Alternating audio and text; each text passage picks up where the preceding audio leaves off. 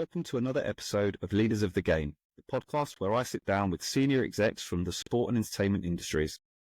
In each episode, I'll be talking to exceptional leaders, exploring their unique paths, the decisions that define their careers, and the lessons they've learned along the way. In today's episode, I'm joined by James Corrigan, the commercial director at Northampton Town Football Club. With over 7 years of experience at Birmingham City before joining the Cobblers, James has built an impressive career developing and implementing strategies that enhance revenue streams and strengthen relationships with fans and partners alike. From creating premium hospitality experiences and securing impactful sponsorship deals to managing retail and media opportunities, James has a proven track record of success in the ever-evolving world of sports business.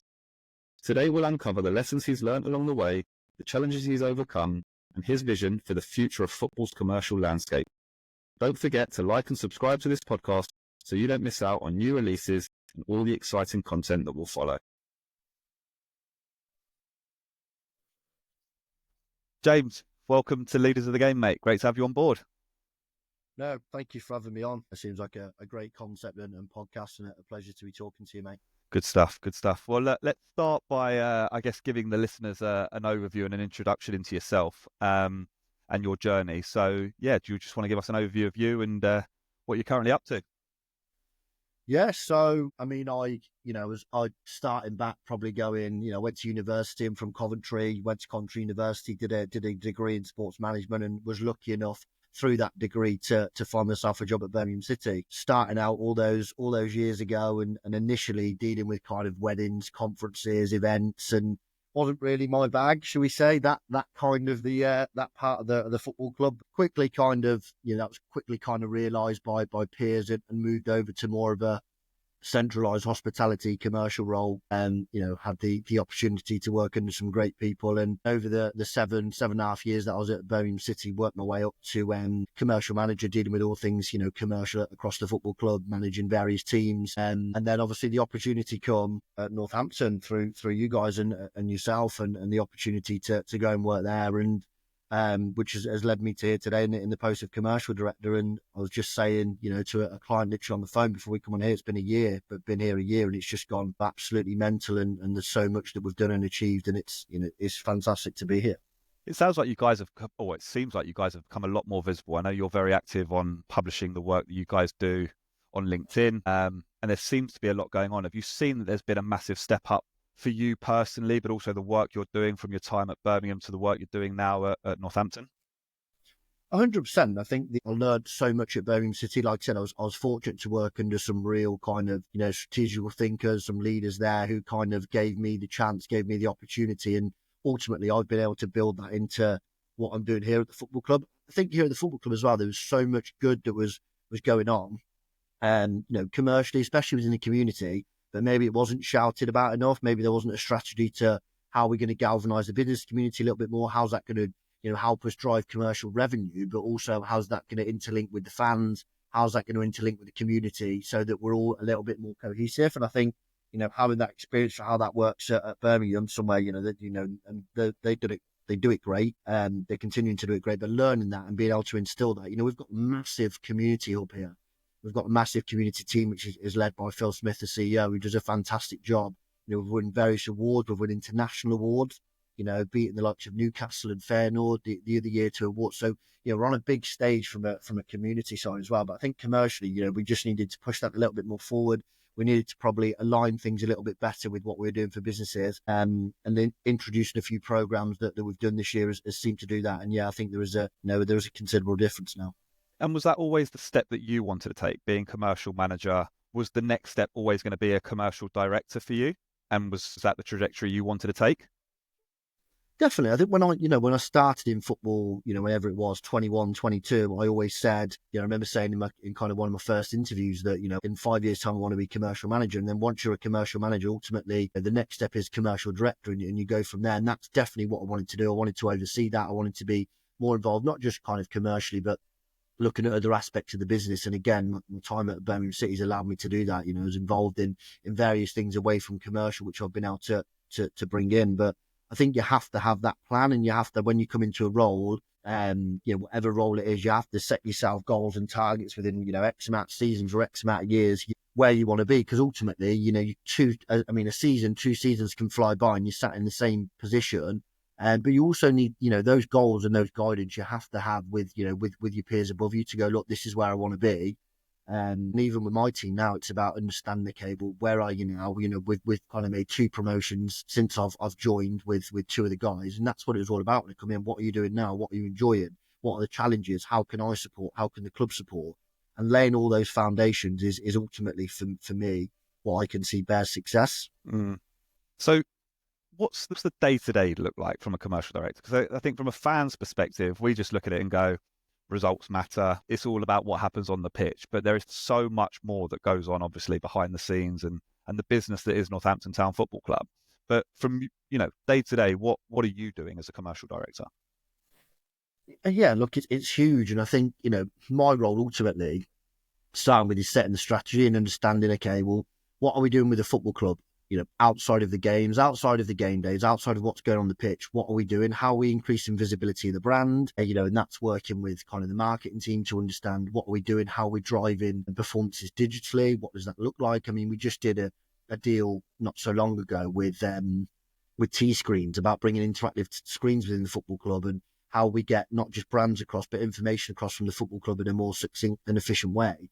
When we look at partnerships, how are we deriving the partnerships? What type of partners are we going after? Why are we going after them? What kind of sectors are they in?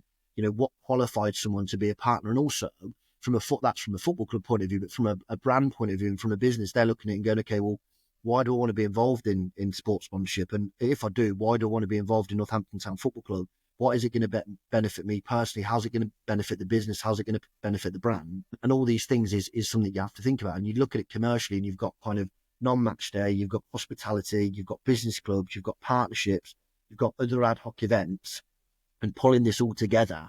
And we're a team of, there's 4 of us, 1 part-time, and that's across kind of commercial and marketing. So, the resource as you go down the leagues is obviously a lot less, and you still want to do it a lot more. One of the things that we've started to try and instill this year, and we're looking at it as we go into kind of 25, 26, is producing more video content, and that kind of stretch with the media team. So again, it's, we've got a great relationship with the University of Northampton, who are the front shirts, utilising students and giving them the opportunity.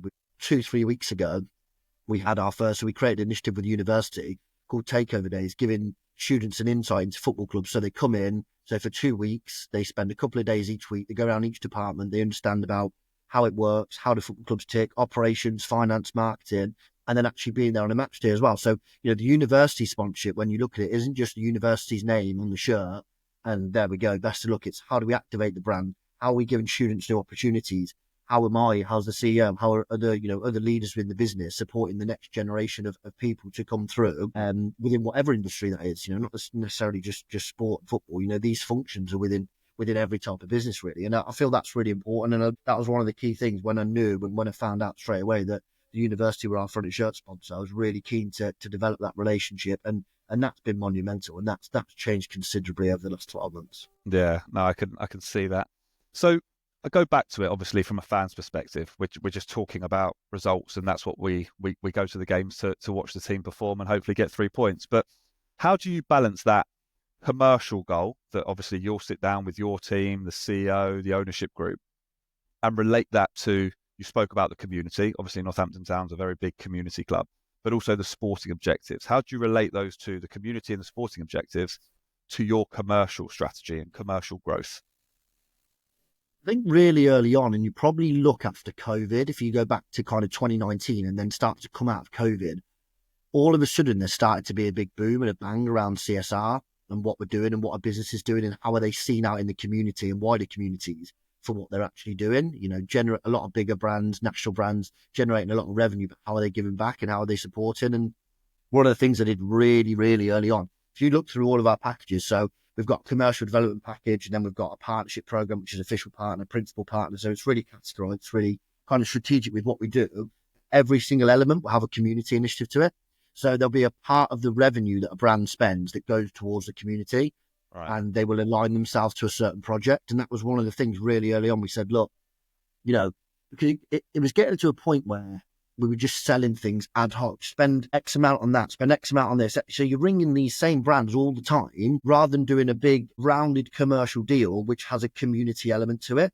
And that's kind of the position we're in now. We're doing we're doing bigger commercial deals, but they're more rounded. They're better structured. They're giving more value, but also there's a community hub within each of them. So each brand is getting that CSR element, whether it's kind of supporting the disability, whether it's supporting young people, whether it's, giving kids the opportunity to get placements on school programs that they wouldn't have previously, and then shouting about that and how we deliver that. And a huge kind of, success story has been kind of the work that we do with Snowden Homes and how they're reaching out into the community, kind of back a shirt and the work. And they're really passionate about the club, but they're really passionate about the communities that they work in and supporting them. They've even, backed the women's because, more women in construction and what can we do? And there's various things that we're doing around that and that they support. They've literally just coming in to support the disability groups now, but they give up a lot of time, they give up a lot of resources to support the football club.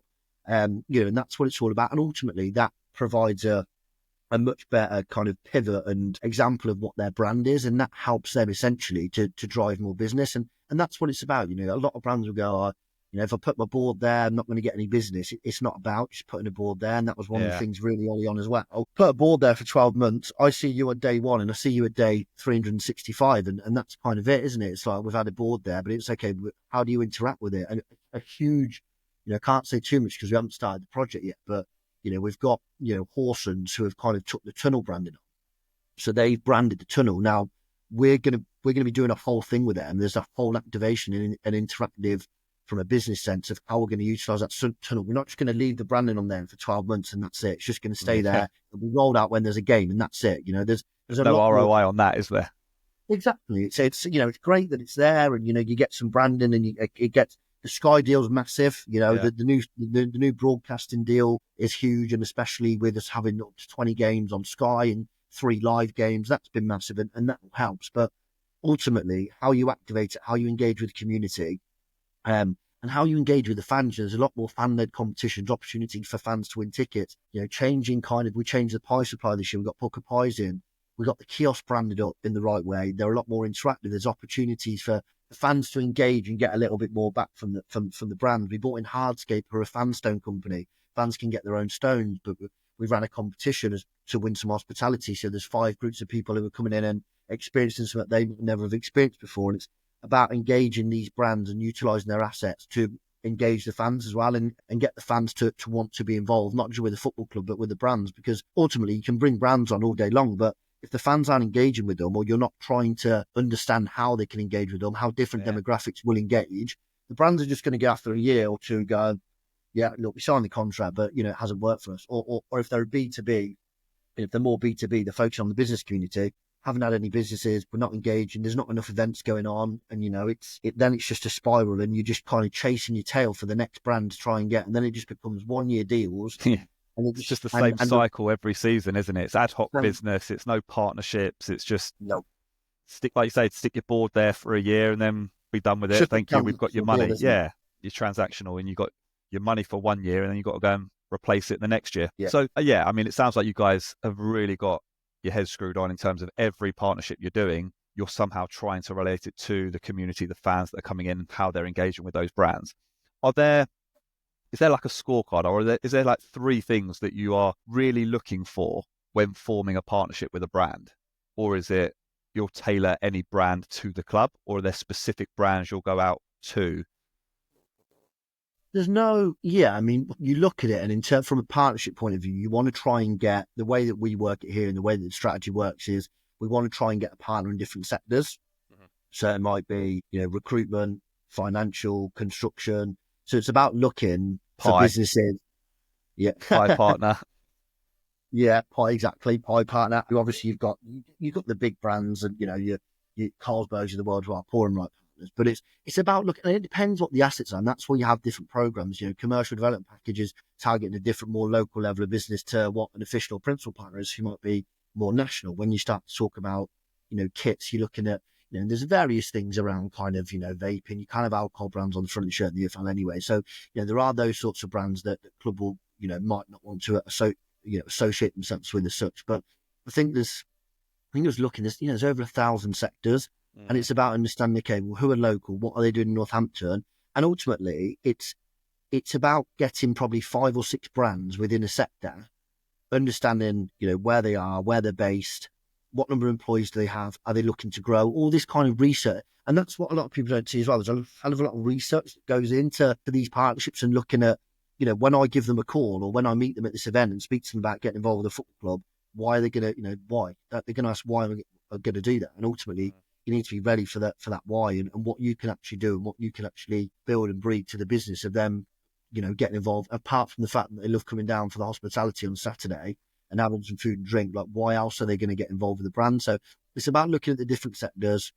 It's about looking at different levels of tiered businesses within that, because they'll all fit different programs. Yeah. And then obviously we go out as a team and kind of approach that and try and have those, meaningful conversations with the brands. And ultimately what we also do, and we have a few of these, really good few of these, other football clubs, is we lean on brands that we already work with to champion us, and they do champion us out in the community. And one of the things I always said early on is, if you can do a good job for current partners that you've got, more partners, more businesses will be involved in the football club, because they'll be like, well, it's working for them, and how does it work for us? Whether that's the same sector or whether it's different sectors, that's really, really important, not to just do a deal and discount or discourage it and go, right, on to the next one. Yeah, you're in, on to the next one. It's about nurturing that relationship and understanding what more can we do? How can we be a bit more collaborative with what we try and do? And ultimately, just keep thinking about the businesses you're working with and what the opportunities are for them. Oh, yeah, we got introductions this year from the club, as well as the hospitality was great. We come down, we really enjoyed it.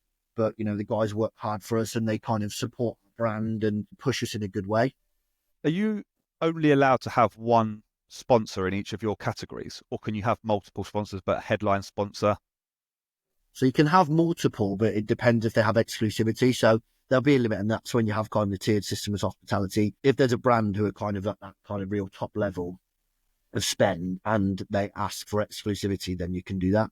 And it's really difficult if you start having 3-4 brands. If we had 4 IT partners, for example, then, if I'm speaking to you now as a company and you go, yeah, James, we're looking at the phones, well, we're looking at our IT infrastructure. Who do I introduce you to? And then it's, the brands are kind of like, well, you're just picking and choosing. It's like, we're paying this money, but then it's about that. It's okay, we'll come in at higher level, generate and utilize the IP rights of the football club, utilize the business interface that we've got, use me and the team, and we'll kind of make introductions on your behalf. So, there are those opportunities, but similarly, there's, at lower levels, there's brands in similar sectors or the same sectors that can work together as well, which you don't always realize. You look at it from a top point of view, accountancy, but I've introduced kind of Horsons and Zoo Accounting. Zoo Accounting are on our sleeve, one of our main partners in the Horsons, so I mentioned before, and those two can potentially look at some synergies to work together. So it's never discounting that. But doing it in a way that ultimately is going to provide some value for the business, without saying, yeah, come on board, but we've already got 3 of the businesses or 2 of the businesses in this sector, so Yeah, we're going to just look at it and go, we're not going to get loads out of it. how many of your sponsors are local to Northampton, if you were to put a rough percentage on it?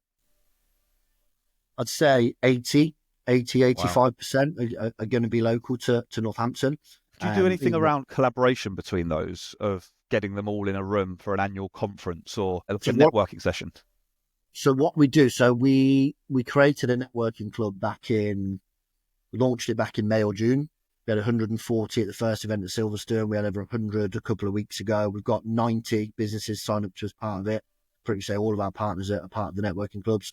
We've got one event coming up in February. We're still to finalise the date, but that'll be here in the new East Stand, which is much anticipated. We've got an event at the university, and we've got a panel for that. So there's at least 4 times a year. Plus you've got the golf, plus the Carlsberg Cup, plus we're doing a Cheltenham event this year on the Friday. So we're doing a Cheltenham Gold Cup event in one of the rooms, and that's going to be brilliant. We've got hosts and a comedian and a band and all these types of things to bring and galvanise businesses together so they have the opportunities to meet. And the one thing we will certainly be looking to do as well is kind of a partners lunch at some point before the end of the season. So like you've just said, there's those touch points of how do we get these partners together?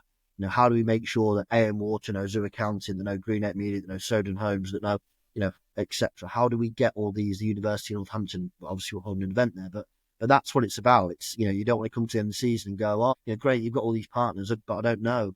I don't know the guys at Holland Solicitors. I don't know the guys at, wherever it might be. And that's up to us. And that was a big thing with the networking club, with the event. It's getting people together. And things are forever changing.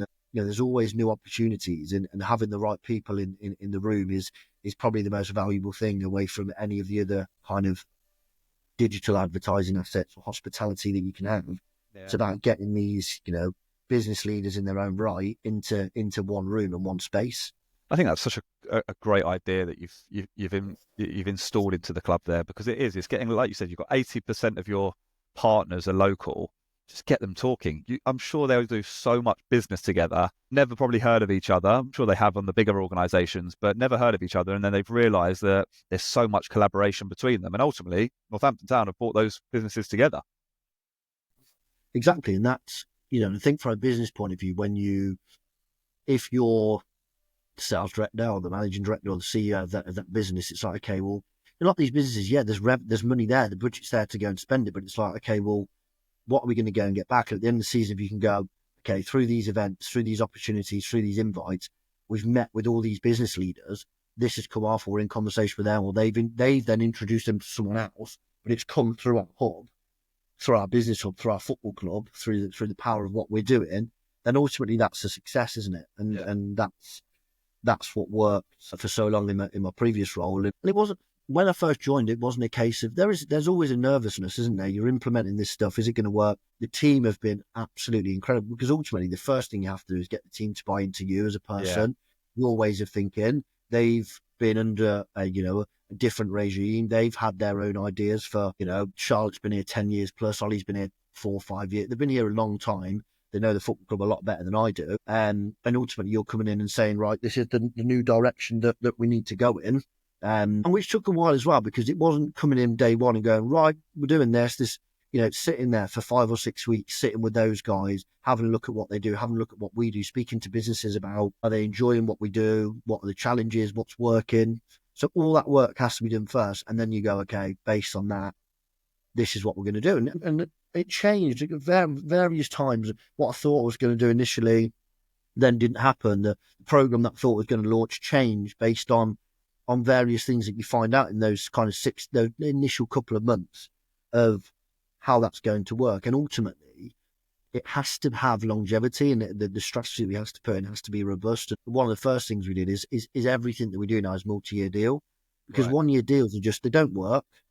They don't work. There's so much admin involved in deals that you constantly finding that if you're just doing 1 year, they don't work. You need a couple of years, you need at least a couple of seasons to embed in, whether it's a business community, whether it's into the fans, to do what you want to do, to achieve what you want. And that stabilizes commercial revenue as well. It's not up in the air as much. And you have these, I speak daily to clubs in the FL, and it's, some clubs, sometimes they're going for like their front of shirt, back of shirt, short, their 4 main ticket items all in one season. And that's just like, and sometimes you can't help that. And with COVID, it wasn't ideal, but it's like, it's commercial suicide, because you've got to go and get 4 of your, those 4 assets for us, they probably contribute around, 25% of our overall commercial revenue. So it's a big chunk of what you get. Yeah. Going back to that Sky Bet deal, sorry, not the Sky Bet deal, the Sky deal. Do you have partners that, I guess, aren't familiar with that deal, and then you sort of have to explain that as part of your pitch to them to say, well, actually, guys, you get visibility X amount of times a season, so on and so forth? 100%, yeah, especially when it comes to it's about, again, it depends on what assets they've got, but even when you're selling the kit sponsor, it's like, even if it's a local brand, because there are local brands at this level as well who are taking, short sleeve, or they might be local, but they operate nationally. It's like, we're going to be in front of 6,000 or 7,000 people a game, and it's like, you're not. You are, but X amount of times you're in front of millions of viewers and understanding it. And it's great because you get all of that data about viewing numbers, top rated games. We played Peterborough live on Sky Monday night the other week, and I can't remember the figures, but the numbers were huge. For that game, the stadium was full. The numbers on Sky were huge. We win. You can have a look at the highlights and some of the branding, some of the boards. Some of those captures, especially when the goal goes in. If your board's there, if you can't it's amazing, isn't it? Especially on the replays, you just cut that for content, don't you? Not just for yourselves, but the branding for the organisations. They put it on their socials. It's amazing. And that's how, again, that I can go back to Beckham scoring. Was it against Wimbledon? Was it when he scored from the halfway line? Yeah. The board behind that's Elenex's board. Right. Yeah. I bet people will know that just because it's been played over and over and over and over again. Yeah. And, okay, they got lucky with it. But, it goes so far and wide. And I think for those national companies, it is. And again, a lot of things with sports sponsorship is the educational side. And it's about understanding. It's like when people come for hospitality, oh, yeah, we want one of those box things. And it's like, but there's only 2 of them or 3 of them, so they don't want a box. And it's about, it's about educating them on what they can get. The same thing when it comes to a partnership and a sponsorship. Once you hear and listen about what you want to get out of it, who do you want to target, what are we trying to do, increase sales of what online, digitally, in the shop, whatever it might be, and then you base the assets on that, and I think that was, maybe that was probably previously where we might have been letting businesses down, that we maybe weren't giving them the right assets or as many assets as they needed to make it successful. And there's a balance between. There is a balance, but you're really getting into the why, aren't you? The why do you want to be a partner with us, and how can we maximize it so it's a win-win for everybody? Give us an example of the most successful deal so far. Doesn't have to be from a money perspective. It could be from an all-round activation perspective, or your favorite one so far in the year that you've been there. To be honest, probably one of my favorite deals really was doing the sleeve with Zoo Accounting and Green Ape, purely because we kind of come into the business. And literally within weeks we had to get the sleeve sponsorship done, and it was those guys. And also I think, Green Ape Media have really kind of supported us on various things that we're doing now, kind of digitally enhancing what we do on a match day. There's various things that we're looking at as we move forward. There's opportunities in retail that they've kind of supported us with. There's been so many, like working with Forex on the retail side and introducing retro. The retro stuff, we sold out in like 3 or 4 hours of a retro kit that we did. Wow. Everyone loves a retro kit. Everyone loves a retro kit. Working with Snowden on a lot of the community stuff, but enhancing what they do with the back of the shirt, them taking over the lounge and plans that we've got for that. There's so many brands that we've spoke to. And the thing is, the most pleasing thing, to be honest, is the feedback that we're getting. The feedback that it's working, that they're enjoying the time. I was speaking to Toller Solicitors today, a massive advocate of the football club and of the brand and of what we're doing kind of commercially, and really championing our events. And they just said we're really enjoying being involved with the club and what we're getting and how it's working. And I think that's the most important thing, that feedback of like, this is good, we're enjoying this. The biggest thing, actually, away from kind of commercial deals, we've just done a massive toy campaign for 3 charities, over 1,000 toys being delivered to the hospital, to Rainbow's Hospice, the Children's Trust, and to be able to kind of support and lead and work with a football club and with those charities to deliver. And also, you see the amount of fans that are bringing toys in, the amount of businesses, that are coming in, and hundreds of pounds worth of toys towards these campaigns. And you're speaking to them, they go, well, that's what it's about. We want to support. And, the players getting involved and delivering all those toys last week. And it's just like, it's what we want to be doing as a football club. We are a community club, massively. We do so much in the community.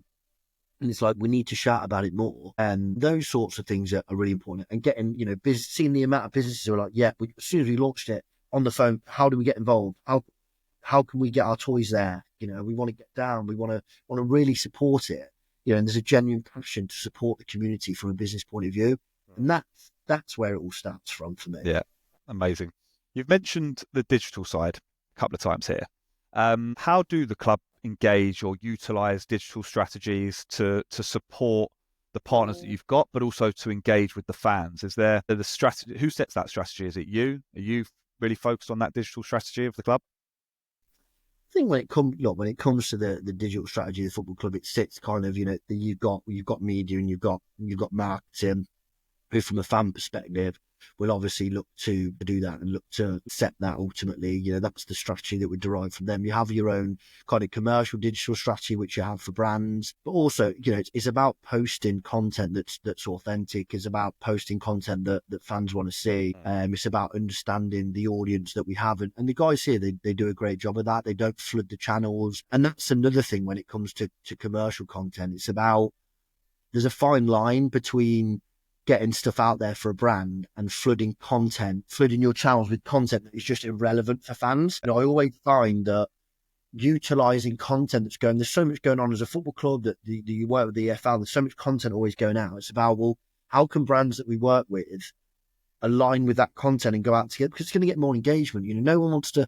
If we're just going to post on our social channels about an accounting service, or post on our channels about IT and mobiles, are people really going to read that? Yeah. It's about. And you lose interest, don't you, from the fans? There was something the other day as a club that did around cybersecurity, but it was to do with the goalkeeper keeping out the amount of saves that the goalkeeper made and relating that to. So really clever piece of content. But that's what it's about, and it's always that. It's about how do you engage with the fans? How can you utilize brands that we've got on board and the assets they've got? How can we, like I said earlier, what can we give back to the fans to make them want to visit the channels on a match day? Because that's the other thing as well. The match day is a huge part of it. It's about those kind of shared values and what have we got going on. One deal that we did a deal with a company called Bees, and they're now they took the sponsorship for the family area.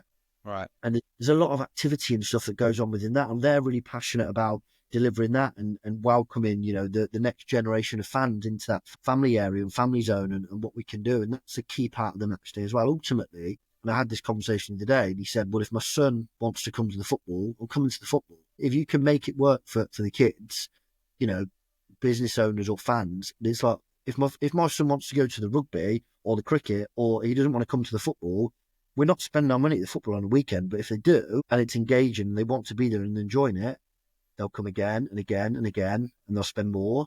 Yeah. And, their kids will then want the shirt, and then it's all a cycle, Spirals, isn't it? yeah.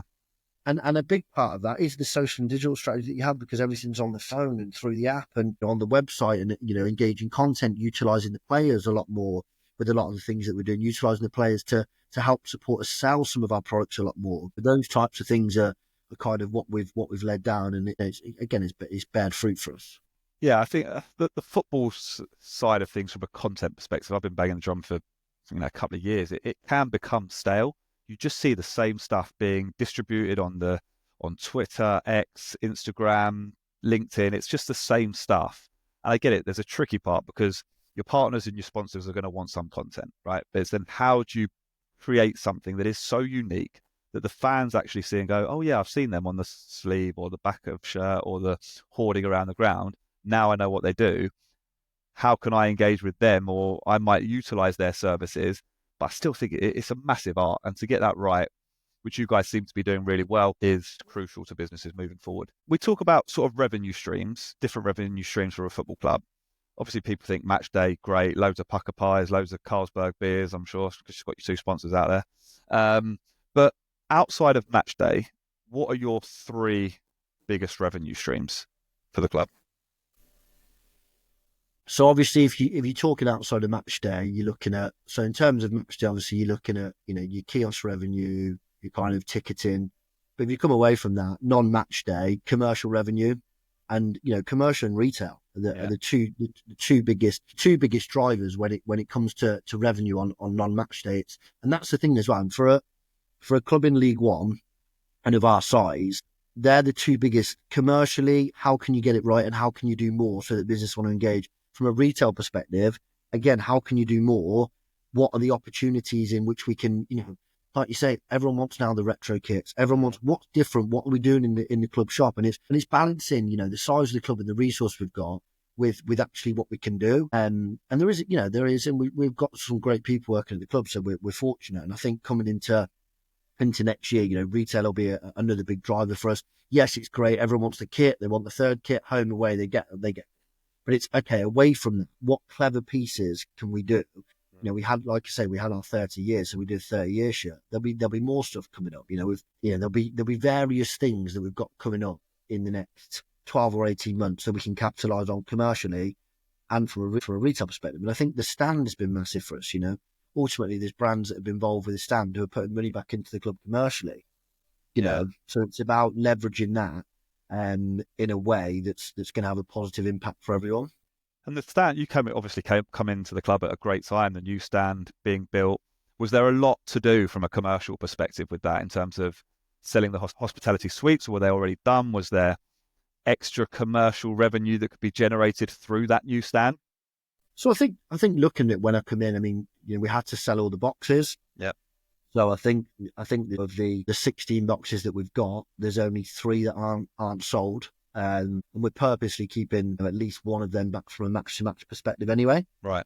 So the team have done really well to get them sold. But yeah, we had to put a strategy in place to go, how do we sell these boxes?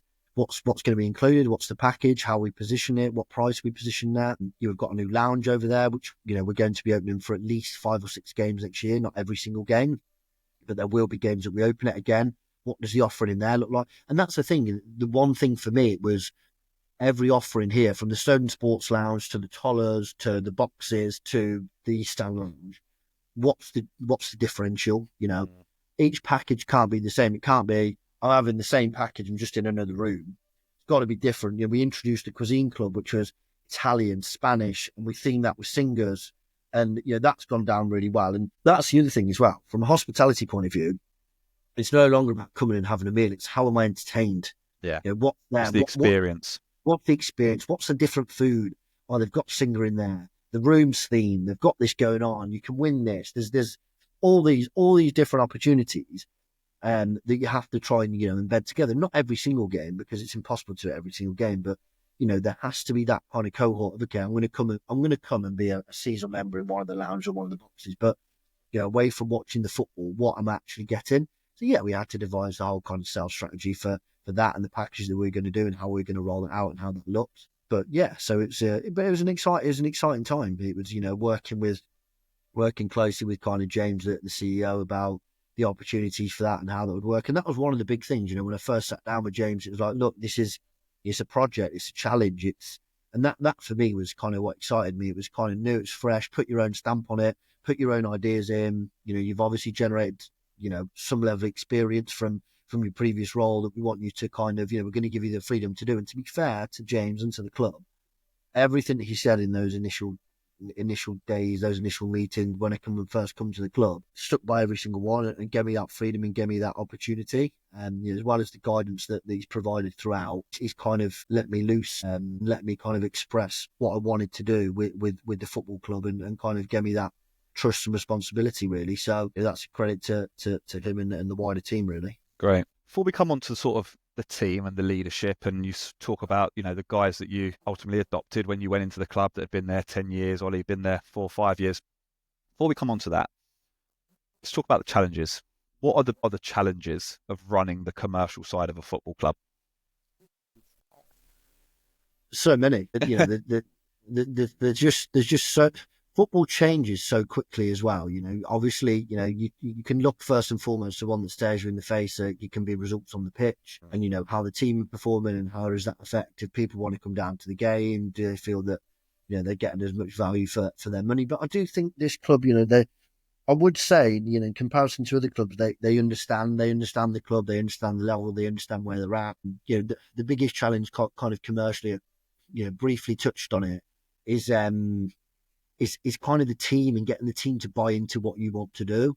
Yeah. It's great that you have all these ideas, but if you have a team that aren't willing to listen, they don't want to go on the journey, they don't want to express, their own ideas and identity, then from the start, you're kind of struggling. And also, ultimately, there's going to have been times where there's businesses who have affiliated themselves or aligned themselves with a football club before it hasn't quite worked, haven't quite got what they wanted, they don't feel that sports sponsorship works. So you have to go back into those businesses and talk to them and navigate the way through about, why didn't it work for them? What did they do? What assets do they have? What were they trying to achieve? Did they have kind of, regular meetings with the team around what was working and what wasn't? And I think because the networking club maybe wasn't, fully functioning, wasn't there, or hadn't worked for whatever reason, I think you weren't seeing people as much. So like I said, seeing businesses only once or twice a year can sometimes be detrimental to that. So I think that was a big thing. Kind of we've faced and had to overcome, and we've kind of done that. But I think, like I said, I honestly do think that the team that you have is literally, it's absolutely everything. It really is. Couldn't agree more with you on that point. So I really want to understand or get into your brain on that. So you've come in day one, new team, everyone's looking at you, right? We've got James, the new commercial director. What do you do with them? Do you sit them down and say, this is my vision, this is what I want to do? Come on the journey with me? Do you get their advice? How does it all start? Exactly that. It was kind of in a few days, and it was literally into my office and pretty much an open chat of, right, forget what's gone before, whether it's about you personally, about the club. Let's just sit down and take, what are we doing at the minute? What are the challenges? What are we struggling with? What's going well?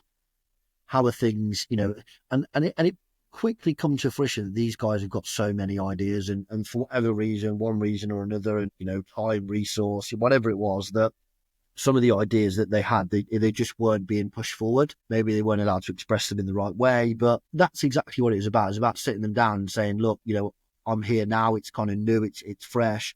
I want you guys, and giving them their own self-belief, but obviously believing in them to go and do the job. And you look at it, and like I said, we've made 2 promotions. Charlotte's gone from running the marketing to not just looking after the marketing for the football club, but owning the brand and the partnerships and being really creative with the activations. And, partners are like, wow, this is, incredible. And she's probably always had that. She's always had that ability. It doesn't just happen overnight, but maybe she just wasn't able to express that in the right way for one reason or another. And similarly to Ollie as well, managing kind of a full hospitality operation to now 8 or 9 months later, still doing that. But now he's looking and he's done some commercial partnerships. Right. He's doing some kind of bigger deals and giving them the opportunity to express themselves, having those kind of regular conversations and meetings, letting them know. I mean, I'm sat here today in my office, but you won't always find me in here.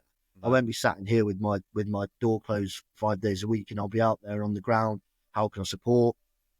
Without them, and made this very clear from day one, without you guys getting on board, without you giving your ideas, it's not just me that's going to dictate, this isn't going to work. I can't, ultimately as well, businesses who want introductions, I can't make introductions for all of them. These guys are speaking to hundreds of businesses every month. It's about engaging that, but it's just about giving them that freedom, that ability to express themselves, to go a little bit more, and also letting them kind of have their failings and letting them fall over a little bit. And, they're keen, they love the club, they want to learn, and giving them, if they think it's going to go in one direction, letting them kind of go with that for a little bit, even if you necessarily don't think it's right, without, there's no detriment to the club, but giving people the opportunity to make those mistakes in an environment where you're not going to be absolutely sanctioned and punished for it. And it's going to be, oh my God, I'm never going to express myself again because this didn't work well. And one of the first things I said, look, everything I've put here on this board today that we're going to do over the next 6 months, it's not all going to work. It's not all going to work brilliantly. It's not all just going to go exactly how we want it to go. There's going to have to be that time of adaptability. You've got to adapt to the current climate. Of course you do. It doesn't work like that. You can't come into a club and just go, right, got all these ideas, we're going to do this, you're all going to follow me, and just keep quiet and it's going to work. Like it or lump it.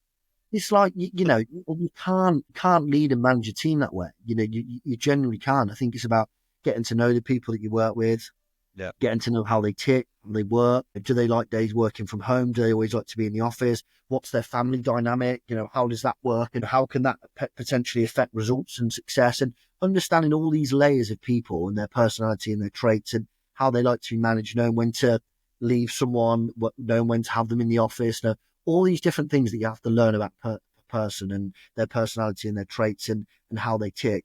I think that is how you manage a successful team. And I was thrown into management at 23, 24. My old boss at Blues, who, Ian Dutton, a fantastic operator within the industry, he'd always said to me, if the person above me leaves, I will give you the chance. And there's people in the organisation at the time at Blues who were kind of like, how on earth has he got this role? Like, they put James in as commercial manager. Like, what is going on? Within 3 months, there were people going up to Ian saying, to the point I had someone, had a conversation with me at Blues and said, sorry, basically, I didn't think you were ready. I didn't think I was ready. 24, bang, you're going to go, I've never done a partnership in my life. We're going to put you into this role. You're now managing, I'm managing 5 or 6 staff at Birmingham City. 2 of those staff, they brought me in. So the 2 girls brought me in 6 years ago. I'm now managing them. It's one of those things, isn't it? And like you say, it's about, have you got the adaptability? And also a lot of it is just human, just like personal, having a conversation around that kind of management and leadership. And ultimately these guys as well now, and brought someone else into the business, they're now kind of managing and leading, someone else. We've got someone else starting with us in January, and they'll be, again, so the guys out there are now taking on to, because hopefully it will be at this football club, but wherever it is that you go in in life as you move through the journey. You want them to progress. You want them to go into their next role and go, I'll probably sit here now and, if Ian was watching this, he'd be like, I remember 8 years ago, he was just, I brought him in, I took him in my wing. Now he's leading, and he wrote a post about, how kind of proud he was of a lot of the people that he's managed in his time, which was obviously, really nice to see. But, that's the saying, Charlotte goes on, hopefully this football club and you see them flourish into the roles. And you think, well, you've played some sort of part in that. Yeah, absolutely. And it sounds like you've given those guys the platform that James, the CEO, gave you. Just go out there, express yourself, do what you need to do. I'll be here to help and support you and guide you along the way, as that is your role as the leader. But no, it sounds like you've obviously adopted that from James, now down to your team, and it seems to be working really great. What trends do you see shaping the future of the commercial world in football? Any trends? Is it things that are going on right now, or is there something new that you think is going to take the platform? It's always really difficult when we talk about this all the time. We literally talk about it all the time in kind of EFL, kind of in a commercial sense, and with other leaders, other commercial directors, commercial managers in football, because you always go, so if you go back to 2015 and onwards from there, all of a sudden, 32 Red, Boyle Sports, Bet365, all these massive gambling companies were just throwing money at clubs, and everyone's like, oh my God. It's like, we go to a point, I remember at Birmingham City, you had like 3 or 4 offers for a front shirt. Because all from gambling companies. They're the gambling companies. Choose what one you want. Basically, choose a lot of the time, choose the highest offer. Yeah. 888 or Sport, Bet365, you can go on. And now the trend shifted where you can't have gambling on the front of the shirt anymore. It's like, well, what's the next industry? Crypto kind of come in and out. Yeah. It's tried not and failed stayed. And now trying again. I think a lot of people thought that would stay. That hasn't stayed. The automotive industry, you look at like Cinch, whose sponsor, they do loads with the rugby. So it was automotive the next one, but then, Cinch didn't really do a lot of deals. That never really, there was it Kazoo who did Everton, and they lost money. So it's like construction industry is pretty there. You look at the EFL, there's a lot of construction companies, and that's ultimately what we're always looking for. It's like, there's a lot of local business and partnerships which are massive and they support and they sustain you that growth. But when you're looking at the top level of assets, your front of shirt, we're lucky that we've got the university, we've got such a long longevity deal with them. Yeah. But you're right, it's looking at, the answer is I don't know yet. And the market doesn't suggest that there's one particular industry where it's like, yeah, that's going to be around for 10 years, let's go and get that. Which causes, which is tricky. I think the most stressful part, I think if you ask any commercial director, what's the most stressful part of your job, they'll probably go when a front of shirt comes up. Yeah. When a front of shirt is coming up and they know they've got to go and get a 3-year deal, at least 2, but a 3-year deal.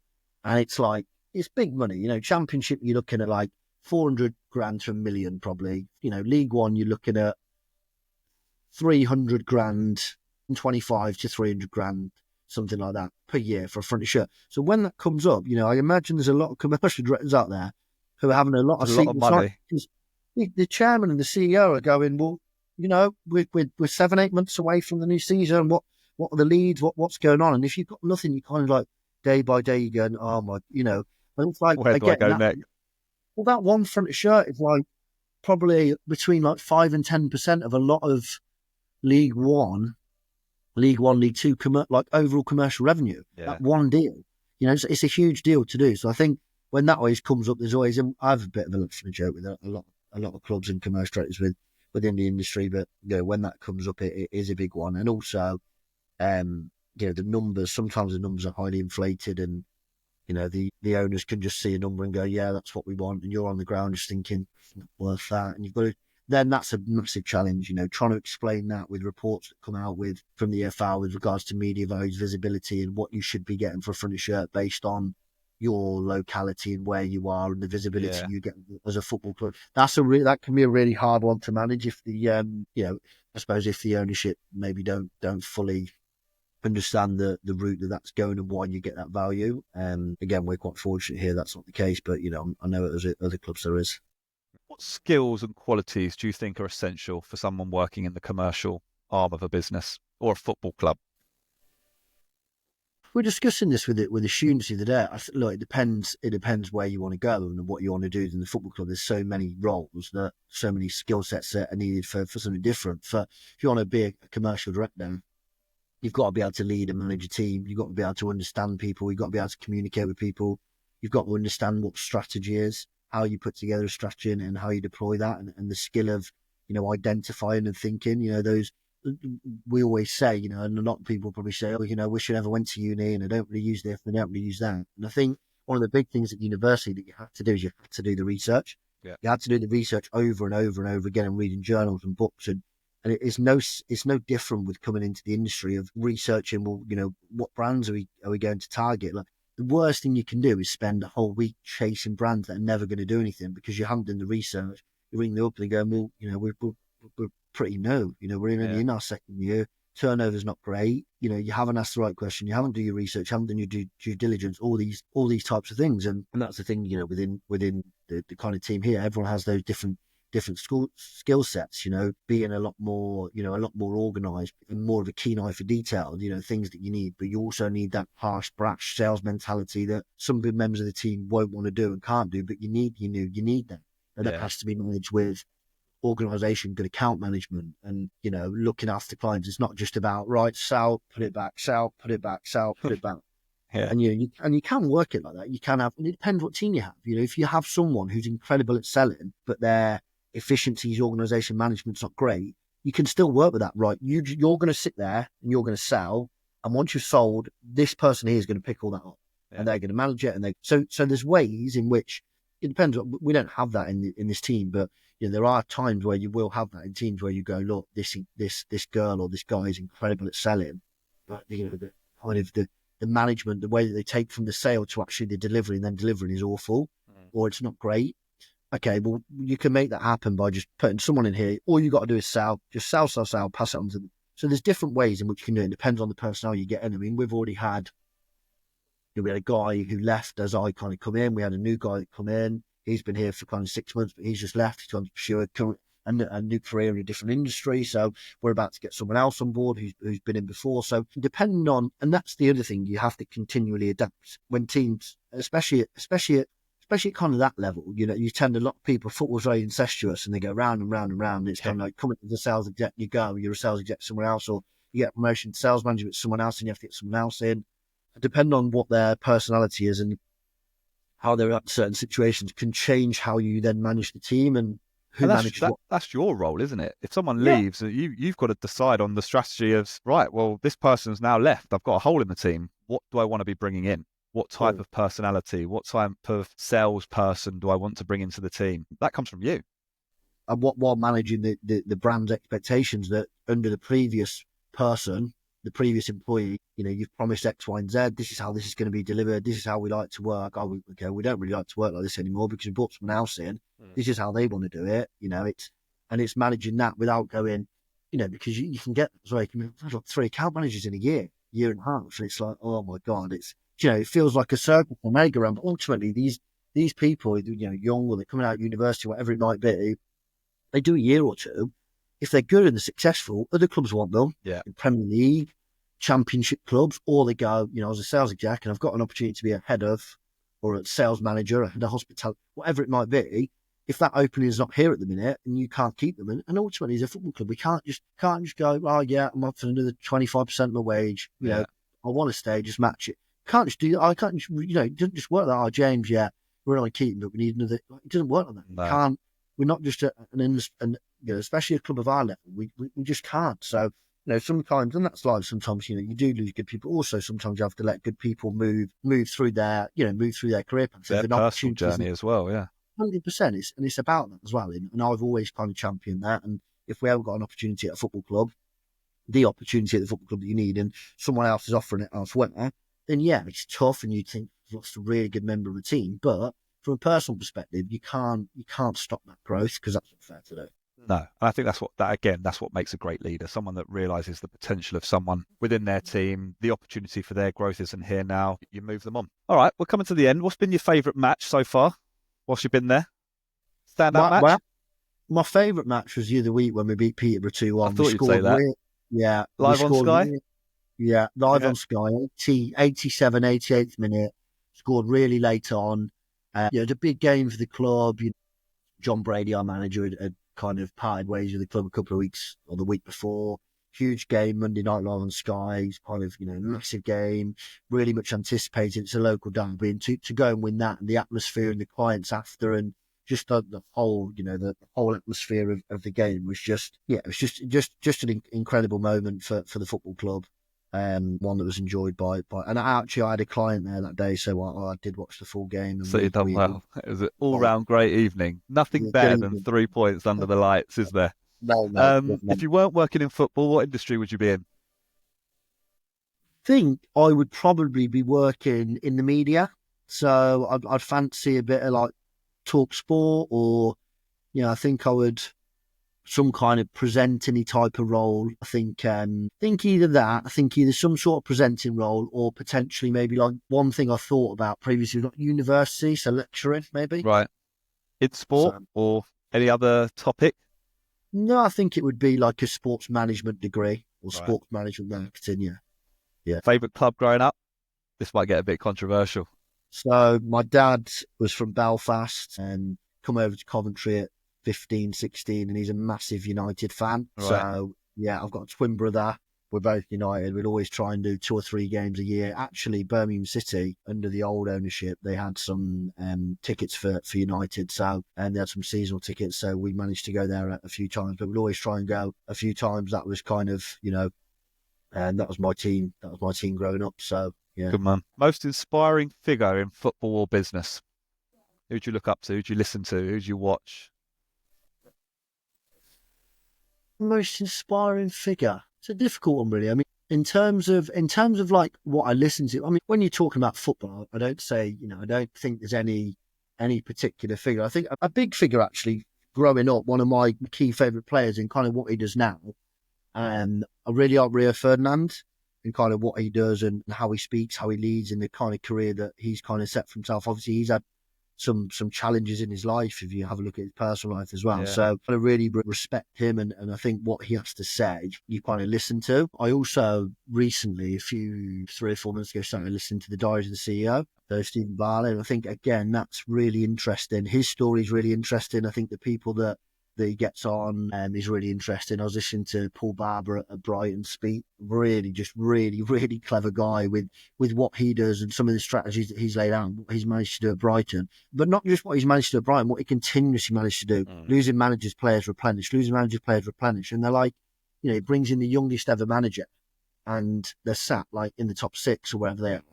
And that all just comes from him and what he's doing. And again, he's on Talk Sport with Andy Goldstein. How he leads the whole organisation. Talk Sport ran their show from Brighton played Southampton, I think it was, and they ran their show from them. Paul was on there for about half an hour, and just listening to him about what they do, their transfer strategy, how they structure things. They've got their set mentality and their structure, and they're not deviating from it. They're not going to give you for this. We'll do break the bank. No, they're not doing that. They have their strategies.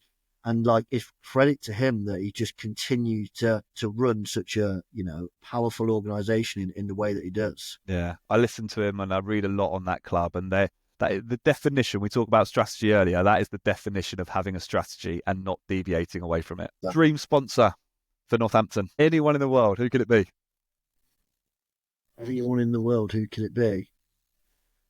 Do you know what I'd really like? I'd like a Just Eat or an Uber Eats, and just, to continuously just on my lunch, just be there, and just every lunch, every match day, just absolutely, that'd just be perfect. Honestly, that'd be perfect. The amount of money I spend on Just Eat is just, if they could just come in, sponsor us, take the naming rights, and just say, right, it's part of it. Commercial director every week. You just got a bottomless pit. There's a tab, unlimited tab. Unlimited. Or we're speaking to Nando's at the minute, and they've just opened a site up. Yeah. So we're in kind of conversations with them about some opportunity around commercial and community. I'm taking the team there for lunch today. But if they wanted to get involved in sponsoring, give me a black card if they fancy doing that. Mate, that is the one thing I would want. I've always spoken about it. Any sponsor, Nando's, give me a black card. Done. It's the meal that I would eat for the rest of my life if I could only eat one meal. Yeah. And final question. Obviously, we talk about podcast being Leaders of the Game. You are a leader in your field. What's the one piece of advice you would give to someone that's starting out their career within the commercial world of sport? The piece of advice that I'd always give, and I spoke about this to the uni students a few weeks ago, gain as much experience as you can and speak to as many people as you can, volunteer, there's people like me who would have students into a football club every week to support with stuff. It's just like, show a willingness, show an attitude. Everyone's on LinkedIn now, connect with people, give up your time. If you really want to make a career in football, because it's not about, if I have a role open here tomorrow, I'm not interviewing someone and giving them the job because they've got a first-class degree. I'm really not. Like, yes, okay, a degree is, I'm not, disputing the importance of it, but it doesn't automatically give you the right to go, right, I've got first. What have you been doing outside of work? What businesses are you engaging with? What volunteering hours have you done? People who have gone, James, can I come into the football club and work? Or I've worked at another football club. I gave up my summer. I gave up my weekends coming on a match day. Having that willingness and attitude, you think they just want a chance. And someone who just wants a chance to get into football, they're going to give you everything. They're going to give you some longevity, because that's the other thing as well. Employing someone and they're leaving after 6 months, you want someone who's going to give it their all and just wants that opportunity. And I think if you're really trying to get into football and you want to succeed, there's so many people you can speak to. So many people reach out to me on LinkedIn, and I always give them the time of day. If you want to have a phone call with me, if I can say to the students, if I can support in any way, whatever I can do, if I can pass on my knowledge, doing this with you, hopefully people will, listen to this and think, okay, I feel like, I'd love to be involved in brands and sponsorship and sport and debating and speaking to people every day and speaking to different brands, and how, what an amazing job to do, to come in and you've got to speak to brands about football and sponsorship and how we can support Dream, you, isn't it? Generate more revenue and introduce you to people and come and have some nice food on a match day. Like, that's what you've got to do day in, day out if you want to be involved in the commercial part. Fantastic. Absolutely, what an amazing opportunity for someone who loves football and who loves the game or loves sport. Yeah. I think it's, and I think people don't realise that. I think once you're in football, I think people don't realise how hard it is to get into football. I think you sit in the position for a year or so, and a lot of people take it for granted, and they don't realise the amount of people out there just trying to get just that one break. And when you get that break, work hard to stay in it. Work hard, 100%. Work hard, ask the right questions. Even to your peers, I always used to say to Ian, I was like, if I can get involved in any meetings and I can be involved in anything which you're involved in, even just to sit there, let me know. And not just saying that once and saying it like flippantly, like, oh yeah, like I'd love to be involved. Keep saying it. And the next month, remember I said to you last month, I really want to be involved, and they've had a couple and then eventually it's like, we'll bring him in. Or because they do, and they go, okay, we'll give, and then it goes from there. And that's, and ultimately these people who are working, once you get people in the organisation, you want to keep them and you want them to be that next head of that next. Yeah. You don't want to keep recruiting from outside. They know the club, they know the fans, they know the business, they're the people that you want. You don't want to lose them people. So yeah, that's how good advice that is. We'll see, but that's my point. Top man. James, look, mate, really appreciate you coming on this. All the best for the rest of the season. Good luck with everything moving forward. Like I said at the start, from what I see on LinkedIn, obviously I'm not in the club every single day, but from what I see on LinkedIn, seems like you guys are doing such great work there. So keep it up. And again, appreciate you coming on. Appreciate that, James. Thank you very much. Have a good one, mate. Bye.